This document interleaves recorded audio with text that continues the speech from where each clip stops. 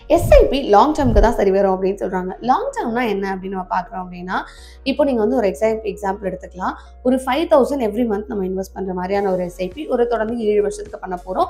12% CAGR அதாவது compounded annual growth கொடுக்குற மாதிரியான ஒரு எஸ்ஐபி செலக்ட் பண்ணியிருக்கோம். ஸோ ஃபர்ஸ்ட் 7 இயர்ஸ்ல பார்க்குறீங்கன்னா உங்களோட டோட்டல் இன்வெஸ்ட்மெண்ட் அமௌண்ட் 4.2 லேக்ஸாக இருந்துட்டு இருக்கு. உங்களோட கெயின் 2.2 லேக்ஸாக இருந்துட்டு இருக்கு.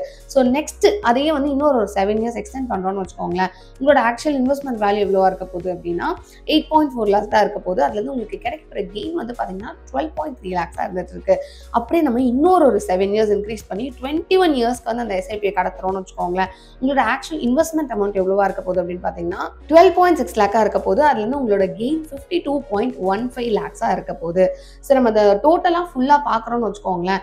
ஃபர்ஸ்ட் 7 இயர்ஸ்ல உங்களுக்கு ரிட்டர்ன் வந்து வெறும் 5.7% தான் வந்திருக்கும்.